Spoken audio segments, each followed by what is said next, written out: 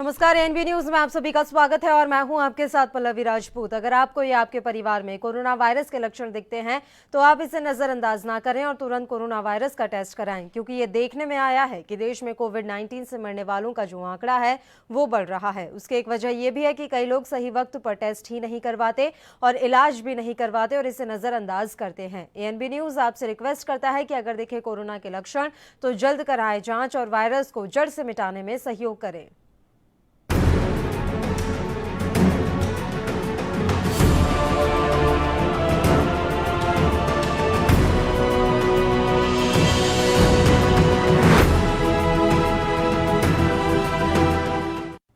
और चलिए अपने मुद्दे का रुख करते हैं। बिहार में विधानसभा चुनाव नजदीक आते ही नेताओं के दल बदल का दौर शुरू हो चुका है। इसी कड़ी में अब तक सबसे बड़ी घटना नीतीश कुमार की कैबिनेट के मंत्री श्याम रजक का जेडीयू से निकाला जाना और उनके आरजेडी में जाने की ये जो पूरी प्रक्रिया रही ये सबसे नई है। और श्याम रजक बिहार के राज्य स्तर की राजनीति मौसम वैज्ञानिक माने जाते हैं। इनके बारे में कहा जाता है कि ये केंद्रीय मंत्री रामविलास पासवान की तरह अक्सर हवा का रुख भांपने में सफल रहे हैं। यही वजह है कि श्याम रजक लालू यादव के जमाने से ही बिहार सरकार में मंत्री पद को सुशोभित करते रहे हैं। सूत्र बताते हैं कि श्याम रजक की कमी को पूरा करने के लिए जेडीयू जीतन राम मांझी को अपने साथ जोड़ सकती है, क्योंकि मांझी कई बार तेजस्वी यादव का नेतृत्व स्वीकारने से इनकार कर चुके हैं। मांझी 2015 के विधानसभा चुनाव और 2019 के लोकसभा चुनावों में बीजेपी और आरजेडी के साथ भाग्य आजमा चुके हैं, लेकिन दोनों ही बार उनकी मौजूदगी से कोई खास नफा नुकसान नहीं दिखा था। ऐसे में माना जा रहा है कि अपनी राजनीति की गाड़ी को चलाने के लिए मांझी एक बार फिर से नीतीश के साथ जा सकते हैं।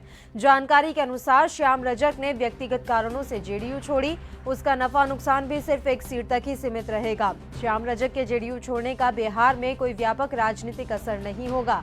ठीक उसी तरह जिस तरह महेश्वर प्रसाद यादव और फराज फातमी के राजद छोड़ने का कोई राजव्यापी असर नहीं होगा। इस बीच चिराग पासवान की तलखी भी लगातार बरकरार है। जिस तरह से एनडीए की एक और सहयोगी एलजेपी नीतीश कुमार को निशाना बना रही है, उससे एनडीए के साथ जेडीयू की तलखियां बढ़ ही रही हैं।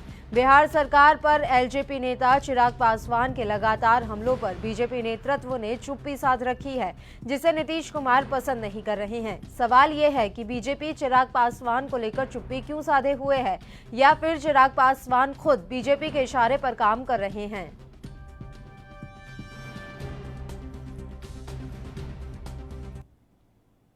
वहीं इस पूरे घटनाक्रम पर श्याम रजक और जेडीयू नेता नीरज कुमार का क्या कुछ कहना है, आइए सुनते हैं। और चंद्रशेखर जी की जेल यात्रा डायरी पढ़ा हूँ और पढ़ कर करके यही निर्णय लिया कि सामाजिक न्याय के साथ समझौता नहीं करना। और मैं सामाजिक न्याय का जहाँ अपहरण हो, सज्जियाँ उठ रही हो, वहाँ रहने का मेरा कोई औचित्य नहीं। पार्टी से लेकर निकाल दिया गया, वजह क्या बताई गई आपको? जो अपने संविधान की रक्षा नहीं कर सकता। हमारे सामने जनता दल का संविधान है और संविधान की जो रक्षा कर सकता हो वो राज्य की रक्षा क्या कर सकता है। और राज्य की और बाबा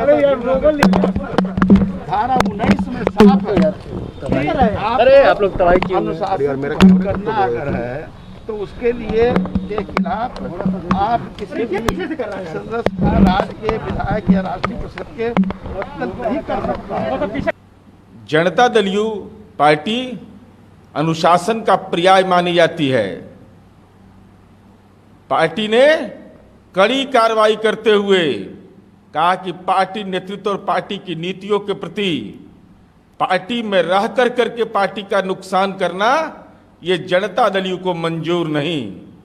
तो स्वाभाविक रूप से जो मीडिया में खबरें आ रही हैं कि कहाँ जा रहे हैं, किसके पास जा रहे हैं, जिन पर धारा 420 का आरोप है, 420 जिसके नेता पर और जिसका सुप्रीमो 420 का सजा याफ्ता है, तो 420 वालों की राजनीतिक संगति लेकर के जनता दल यू की नीतियों पर प्रहार करने की मंशा थी।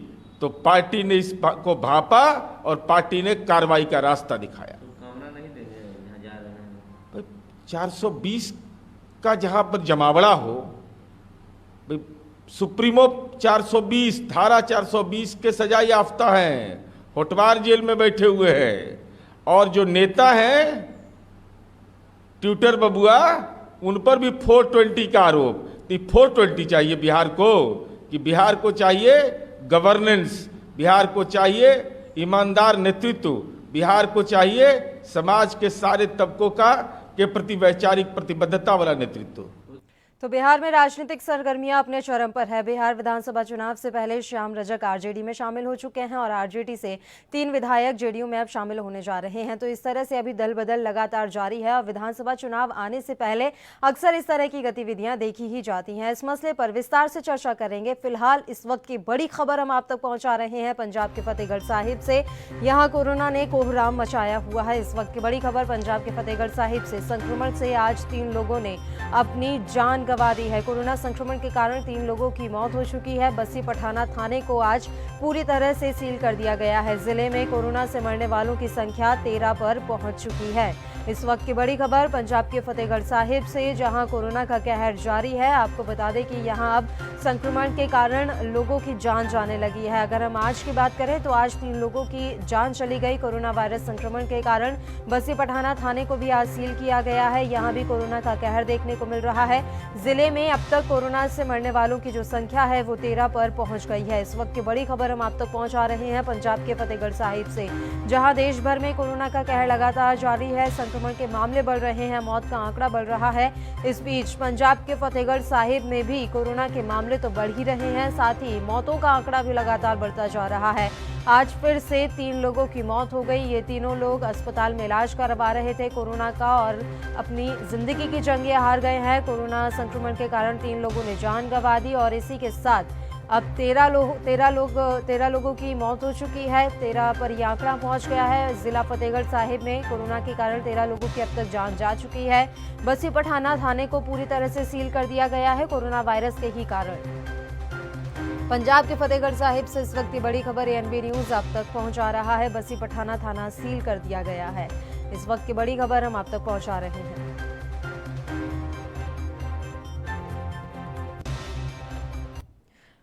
और चलिए अपने मुद्दे का रुख करते हैं। हम बिहार विधानसभा चुनाव के बारे में बात कर रहे हैं और बिहार में जिस तरह से इस समय सियासत गरमाई हुई है उसको लेकर तमाम अपडेट और जानकारी एएनबी न्यूज अपने दर्शकों तक पहुंचा रहा है। आपको बता दें कि श्याम रजक आज आरजेडी में शामिल हो गए हैं।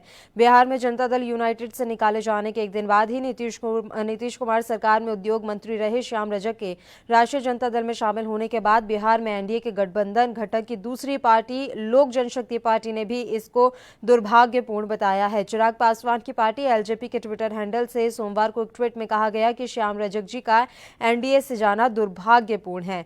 बता दें कि जेडीयू सरकार की कैबिनेट में उद्योग मंत्रालय देख रहे श्याम रजक को कल पार्टी से निष्कासित कर दिया गया था, जिसके बाद एक दिन की भी देरी न करते हुए उन्होंने सोमवार यानी आज ही आरजेडी का दामन थाम लिया है। तेजस्वी यादव की मौजूदगी में उनको पार्टी में शामिल करवाया गया।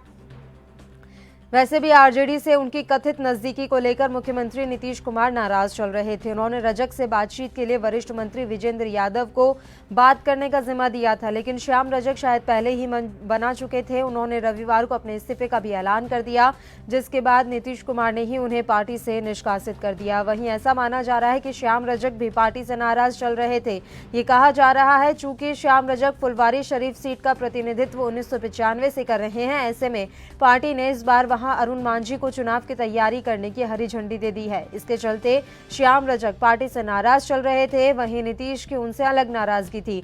दरअसल वो दलित समुदायों के मुद्दों पर लगातार बैठक कर रहे थे और मीडिया में उसे खूब प्रचारित कर रहे थे, जिससे कि नीतीश खुश नहीं थे।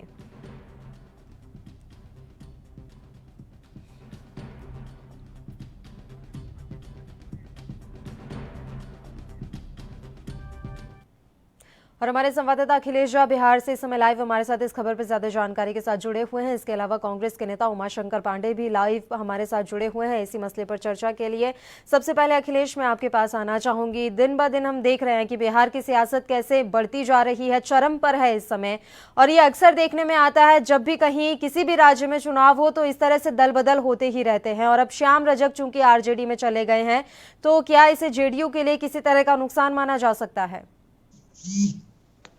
देखिए, जेडीयू के लिए कोई खास नुकसान माना नहीं जा सकता है इस बात को, क्योंकि नीतीश कुमार इस बात को जानते थे और उन्होंने इससे पहले ही जीतन राम मांझी को अपनी पार्टी में शामिल करने का न्योता देकर या वहां जीतन राम मांझी से सेटिंग करने के बाद यह तय हो गया था कि अब श्याम रजक आश्रितों के लिए कोई उपयोगी नहीं रहेगा।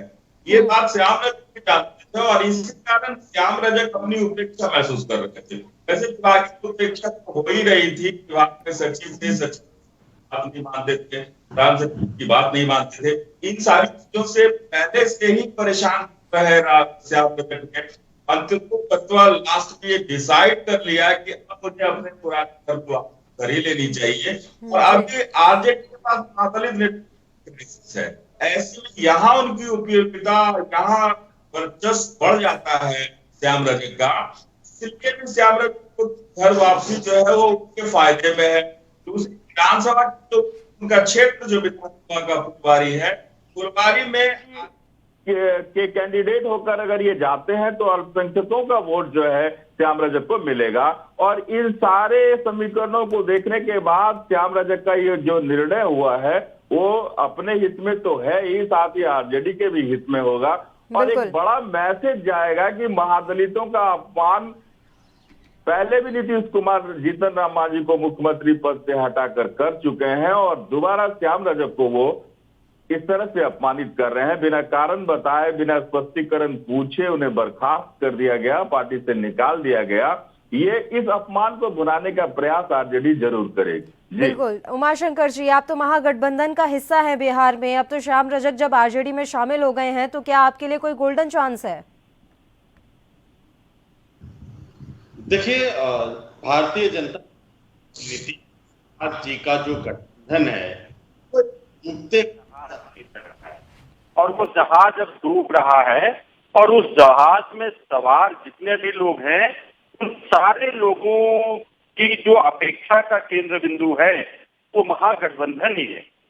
चाहे वो श्याम रजक जी हो, जिनका अपना एक बड़ा जनाधार है, उनका अपना एक बड़ा सम्मान है, उनका आरजेडी में आना ये साबित करता है कि बिहार के नीतीश कुमार जी का जो तथाकथित आडंबर सुशासन के नाम पर फैलाया गया था वो आडंबर अब टूट गया है।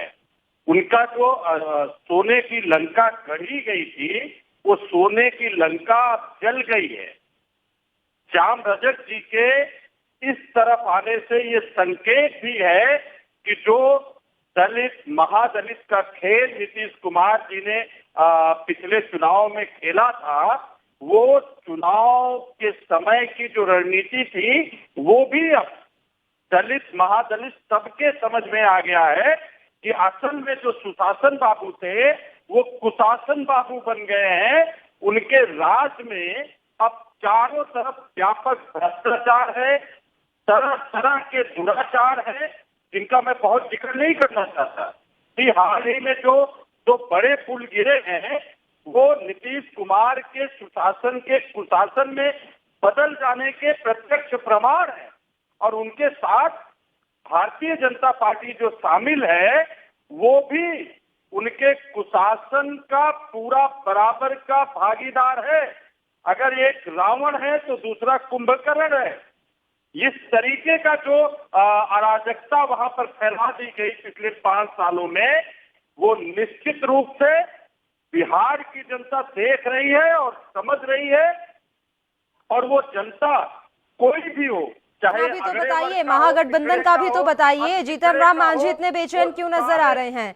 आप तमाम बातें कह रहे हैं, अपनी गठबंधन का भी तो बताइए। जीतन राम मांझी की ये बेचैनी आखिर क्या दर्शा रही है? अगर आप इतना ही साथ लेकर चलते आ रहे हैं तो मांझी इतना परेशान क्यों है?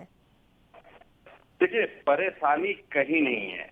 परेशानी सिर्फ हमारे महागठबंधन के लोगों के मन में है कि कैसे आने वाले समय में बिहार जो 5 साल पिछड़ गया है उसको कैसे विकास की दिशा में आगे लाया जाए, कैसे रुके हुए काम को फिर से आगे चलाया जाए। जो लालू यादव जी के समय में और जो शुरुआत के दौर में जो काम शुरू हुआ, चाहे वो तेज प्रताप यादव जी के समय में हुआ या जो पहला कार्यकाल रहा हम लोगों का एक साथ मिलकर, जिस पर नीतीश कुमार जी ने चुनाव लड़ा था, जिन वादों को तोड़कर वो भाजपा के साथ जाके मिले, उस समय जो काम शुरू हुआ था और सरकार बदलने के कारण जो काम रुक गया था, उसको आगे बढ़ाने के लिए हम लोग बेचैन हैं, परेशान हैं। जनता हमको आशीर्वाद देने के लिए तैयार बैठी है। और पल्लवी जी, आप देख लीजिएगा, जल्दी ही बिहार में परिवर्तन होगा, महागठबंधन की सरकार बनेगी और जो रुके हुए काम है वो आगे बढ़ेंगे। इसलिए हम लोगों के मन में बेचैनी है। आज कोरोना से जो स्थिति बिहार में बन गई है, बाढ़ से जो स्थिति बिहार में बन गई है, और नीतीश कुमार जी और भारतीय जनता पार्टी के भ्रष्टाचार के कारण जो स्थिति बन गई है, उससे निजात दिलाने के लिए महागठबंधन के एक एक नेता के मन में बेचैनी है, परेशानी है। जी पल्लवी जी। उमाशंकर जी, लौट रही हूँ आपके पास तुरंत। फिलहाल एक छोटे से ब्रेक के लिए हम यहाँ रुक रहे हैं, फौरन हाजिर होंगे।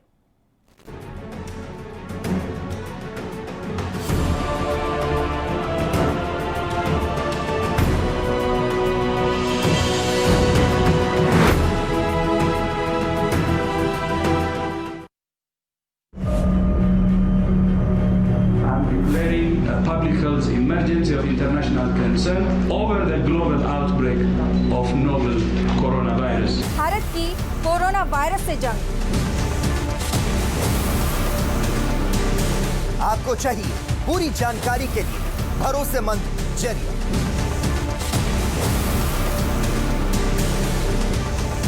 जानकारी जो अफवाहों पर ना हो।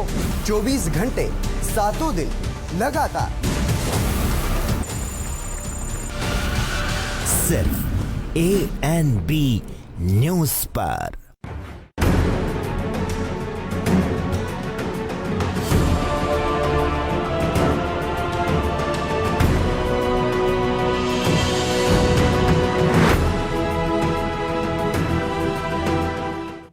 ब्रेक के बाद एक बार फिर से आप सभी का स्वागत है। और श्याम रजक आरजेडी में शामिल हो गए हैं। उनके आरजेडी में शामिल होते ही अब बिहार में सियासत इस समय अपने चरम पर है। दल बदल जिस तरह से अब जारी हो चुका है, कहीं ना कहीं सवाल अब ये खड़े हो रहे हैं कि क्या जेडीयू से अब एलजेपी भी अलग हो जाएगी। तमाम सवाल खड़े हो रहे हैं और ये भी एक बड़ा सवाल है कि आखिर चिराग पासवान जो सब कर रहे हैं वो वाकई में कहीं किसी की शह पर तो नहीं कर रहे, या फिर कोई प्रेशर पॉलिटिक्स यहाँ पर खेली जा रही है। और महागठबंधन के क्या हाल है? जीतन राम मांझी की जो नाराजगी है वो इस समय जग जाहिर है। क्या 20 तारीख को कहीं वो भी तो जेडीयू का दामन नहीं थाम लेंगे? तमाम सवाल इस पर खड़े हो रहे हैं। उमाशंकर जी लगातार फोन हमारे साथ लाइव पर जुड़े हुए हैं इसी खबर पर चर्चा के साथ। उमाशंकर जी, जीतन राम मांझी के बारे में मैं आपसे बात कर रही थी। सर, तमाम ऐसी रिपोर्ट्स हैं जो ये बता रही हैं कि 20 तारीख को वो जेडीयू के साथ आ सकते हैं। देखिए, जीतन राम मांझी जी बड़े नेता हैं और निर्णय लेने में भी वो स्वयं में सक्षम हैं और स्वतंत्र हैं।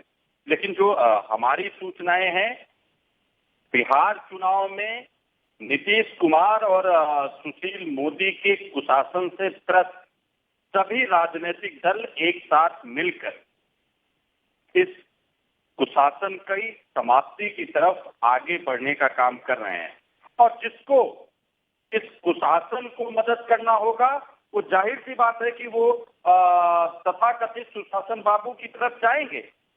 लेकिन बिहार की जनता के हित के लिए, बिहार की जनता के विकास के लिए, बिहार की जनता के ऊपर जो 5 सालों तक लगातार तमाम सारी ज्यादतियां हुई हैं, उन ज्यादतियों से छुटकारा दिलाने के लिए जो लोग इसके पक्षधर होंगे, जो इसके हिमायती होंगे, वो निश्चित रूप से महागठबंधन के साथ मिलकर ऐसे कुशासन को उखाड़ फेंकने के लिए एकजुट होंगे। जी पल्लवी जी, उसके लिए जरूरी ये भी तो है कि महागठबंधन पहले एकजुट हो। अभी तो आपके ही नेताओं के बीच में आम राय नहीं बन पा रही है कि तेजस्वी यादव के नेतृत्व में आपको चुनाव लड़ना है या नहीं। 3 विधायकों को आप पहले ही निकाल चुके हैं। पहले महागठबंधन तो एकजुट हो जाए। सर,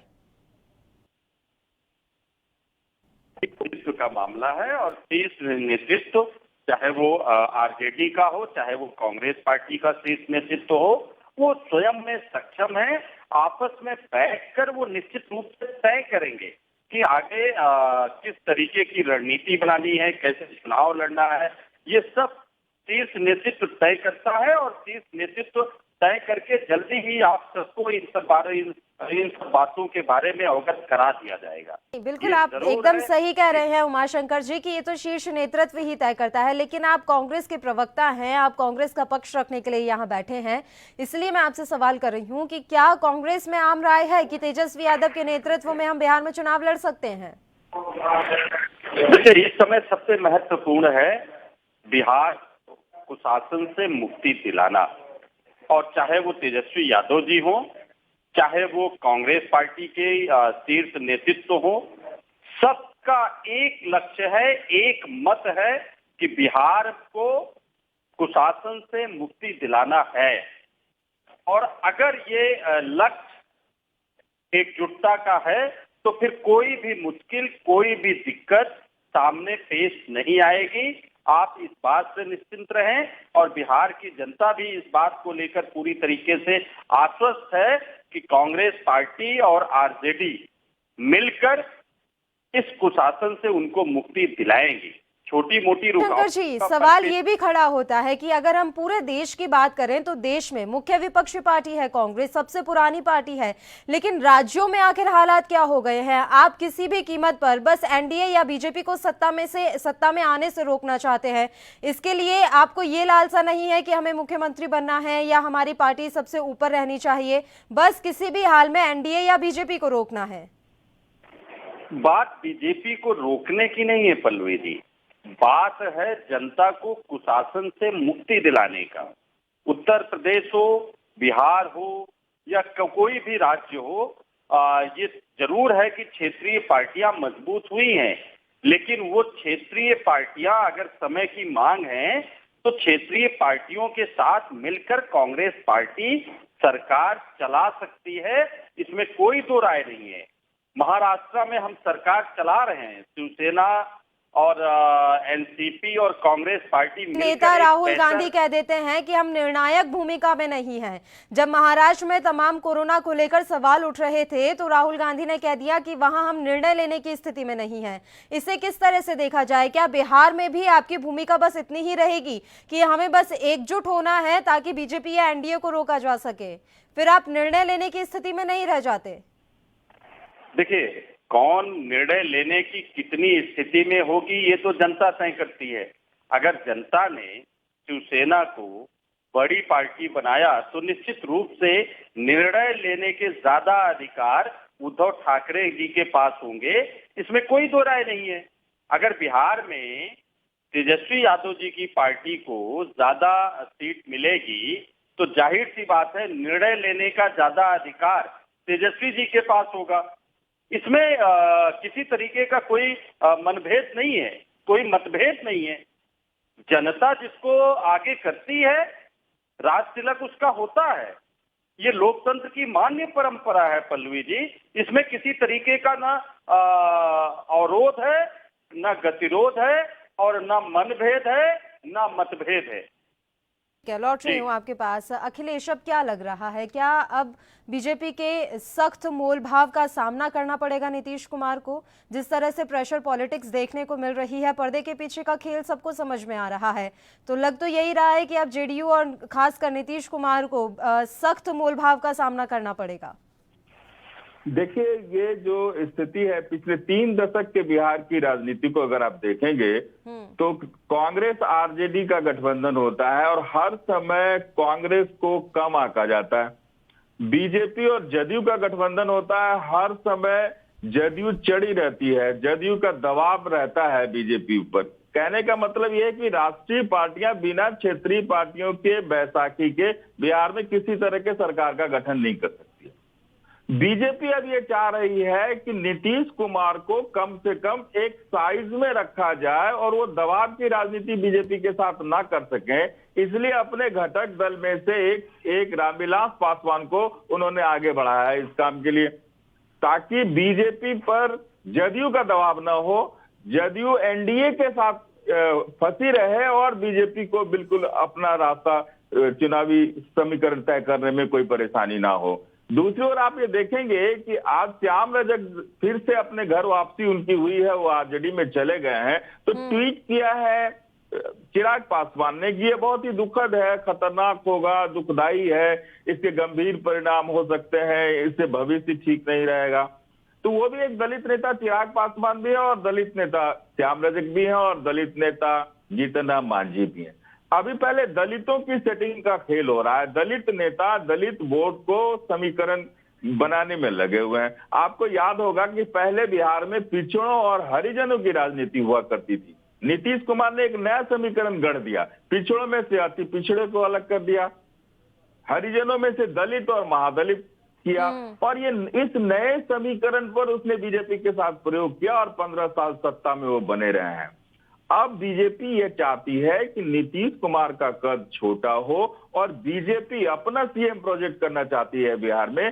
दरअसल ये चुनावी माहौल में जो ये सियासी उठापटक चल रही है, ये एक नए समीकरण को सेट करने के लिए चल रहा है। और आप इसके बाद देखेंगे कुछ दिनों के बाद अति पिछड़े नेताओं का आना जाना शुरू होगा, फिर पिछड़े नेताओं का आना जाना शुरू होगा और अंततोगत्वा तब एक फाइनल समीकरण, फाइनल से बिहार की चुनावी दंगल का आपको देखने को मिलेगा। बिल्कुल बिल्कुल बिल्कुल। उमाशंकर जी, आपसे मैं जानना चाहूंगी सर, आगे क्या कुछ रणनीति रहने वाली है चुनावों को लेकर? अभी और भी फेरबदल देखने को मिल सकता है, इधर से उधर आना जाना अभी और कितना चलने वाला है? देखिए पल्लवी जी, चुनाव बिल्कुल स्पष्ट है। जिस तरीके से श्याम रजक जी से शुरुआत हुई है और जो आगे चल के होने वाला है वो भी बिल्कुल स्पष्ट दिखाई दे रहा है। नीतीश कुमार जी और भारतीय जनता पार्टी सुशील मोदी जी की जो प्राइवेट लिमिटेड कंपनी चल रही है, जो भयंकर भ्रष्टाचार का शिकार है, भयंकर तरीके से कोरोना महामारी से निपटने के लिए तमाम सारी अव्यवस्थाओं का शिकार है, तमाम तरीके के इनके मंत्रियों विधायकों का जो अनैतिक दुराचार, तमाम सारे भ्रष्टाचार, ये सारी चीजें जो देखने को मिली हैं, उससे बिहार की जनता त्राहिमाम कर रही है। ऐसी स्थिति में जितने भी लोग होंगे वो डूबते हुए जहाज को छोड़कर एक सुरक्षित ठौर की तरफ जाएंगे, इसमें कोई दो राय नहीं है। और आज के इस दौर में, इस बिहार के इस चुनाव में कांग्रेस पार्टी उनको एक सुरक्षित ठौर दिख रहा है, महागठबंधन एक सुरक्षित ठौर के रूप में उनको दिखाई दे रहा है।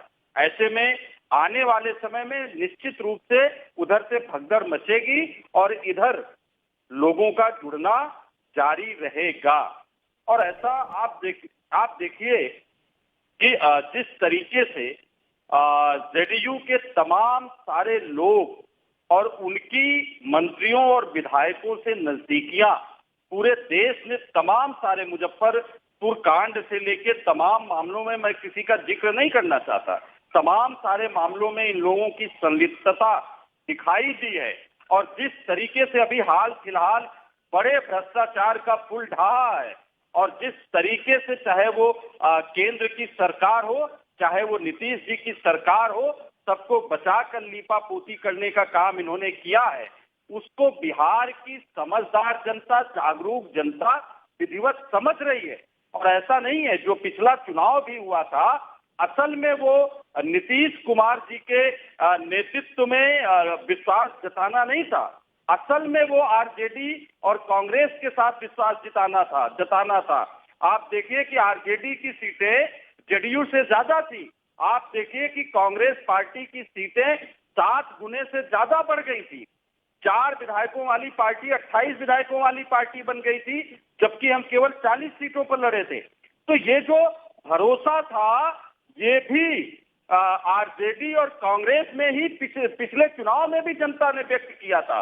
ये तो नीतीश कुमार ने उस जनादेश को ठगा था, उस जनादेश को ठगने का काम किया था नीतीश कुमार ने, और ठग कर भारतीय जनता पार्टी के साथ अनैतिक समझौता करके उन्होंने सरकार बनाया था। वो भी बिहार की जनता के साथ एक तरीके का छलावा था, धोखा था। उस छलावे हुए हैं उमाशंकर जी बिहार की जनता के साथ, तो इसका फल उन्हें जरूर मिल जाएगा। अखिलेश ये उमाशंकर जी से मैं ये आप पूछे पल्लवी कि आखिर अगर उनका संगठन बिहार में इतना ज्यादा मजबूत है और वो राष्ट्रीय पार्टी है, तो आखिर ये छोटे भाई की भूमिका में यहाँ क्यों है? ये सवाल बीजेपी के साथ भी बनता है कि अगर बीजेपी राष्ट्रीय पार्टी है, इतनी स्टेट में उनकी सरकार है, केंद्र में उनकी सरकार है, तो आखिर नीतीश के साथ वो इस तरह छोटे भाई की भूमिका में क्यों होते हैं? दरअसल बात यह है कि बिना क्षेत्रीय दलों के बैसाखी के ये राष्ट्रीय पार्टियां बिहार के राजनीतिक परिस्थिति में कुछ कर ही नहीं सकती हैं, और इस बात को छिपाने के लिए आरोप प्रत्यारोप की राजनीति चल रही है। सवाल ये है कि इन आरोप प्रत्यारोपों से जनता का हित कहां हो रहा है? जनहित के तो सारे मुद्दे दब जाते हैं। तेरी कमीज ज्यादा सफेद, तेरे से ज्यादा मेरी कमीज सफेद। इन बातों से आखिर जनता का क्या फायदा होने वाला है? बिल्कुल, अब जनहित के तमाम मुद्दों को ध्यान में रखते हुए बिहार की जनता इस बार वोट देगी, ऐसी उम्मीद हम कर रहे हैं। आप दोनों का बहुत बहुत शुक्रिया तमाम चर्चा के लिए आप हमारे साथ जुड़े। तो बिहार में इस समय चुनावी समर देखने को मिल रहा है, चुनावी सरगर्मियां एकदम तेज हो चुकी हैं, दल बदल का सिलसिला भी अब शुरू हो चुका है। देखने वाली बात यह होगी कि किसका पलड़ा कितना भारी रहता है। इस बुलेटिन में इतना ही, मुझे दीजिए इजाजत। देश प्रदेश की तमाम ताजा और अहम खबरों के लिए आप देखते रहिए ANB न्यूज। नमस्कार।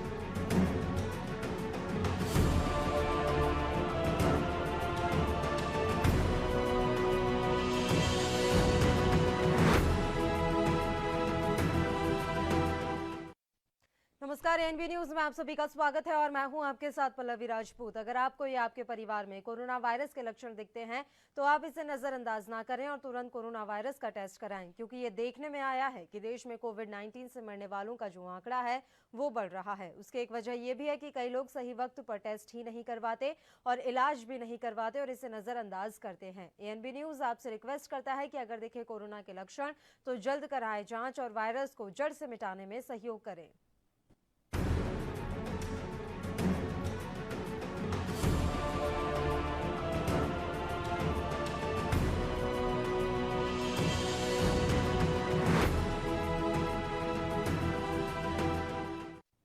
और चलिए अपने मुद्दे का रुख करते हैं। बिहार में विधानसभा चुनाव नजदीक आते ही नेताओं के दल बदल का दौर शुरू हो चुका है। इसी कड़ी में अब तक सबसे बड़ी घटना नीतीश कुमार की कैबिनेट के मंत्री श्याम रजक का JDU से निकाला जाना और उनके RJD में जाने की ये जो पूरी प्रक्रिया रही, ये सबसे नई है। और श्याम रजक बिहार के राज्य स्तर की राजनीति मौसम वैज्ञानिक माने जाते हैं। इनके बारे में कहा जाता है कि ये केंद्रीय मंत्री रामविलास पासवान की तरह अक्सर हवा का रुख भांपने में सफल रहे हैं। यही वजह है कि श्याम रजक लालू यादव के जमाने से ही बिहार सरकार में मंत्री पद को सुशोभित करते रहे हैं। सूत्र बताते हैं कि श्याम रजक की कमी को पूरा करने के लिए JDU जीतन राम मांझी को अपने साथ जोड़ सकती है, क्योंकि मांझी कई बार तेजस्वी यादव का नेतृत्व स्वीकारने से इनकार कर चुके हैं।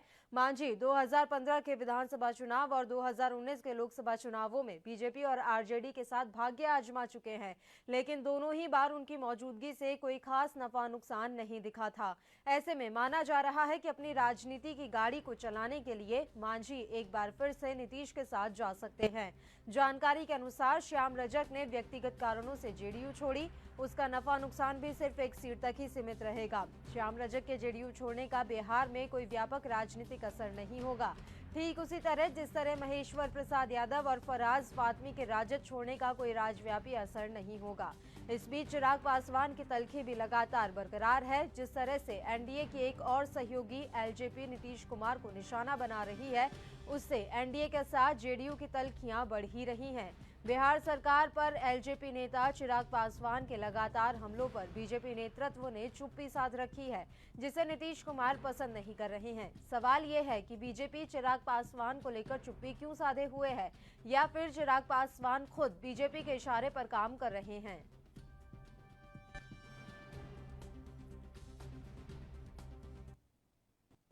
वहीं इस पूरे घटनाक्रम पर श्याम रजक और जेडीयू नेता नीरज कुमार का क्या कुछ कहना है, आइए सुनते हैं। और चंद्रशेखर जी की जेल यात्रा डायरी पढ़ा हूँ और पढ़ कर करके यही निर्णय लिया कि सामाजिक न्याय के साथ कोई समझौता नहीं करना, और मैं सामाजिक न्याय का जहाँ अपहरण और सज्जियाँ उड़ रही हो वहाँ रहने का मेरा कोई औचित्य नहीं। पार्टी से लेकर निकाल दिया गया, वजह क्या बताई गई आपको? जो अपने संविधान की रक्षा नहीं कर सकता, हमारे सामने जनता दल का संविधान है, और संविधान की जो रक्षा कर सकता हो वो राज्य की रक्षा क्या कर सकता है, और राज्य की और बाबा धारा 19 में साफ है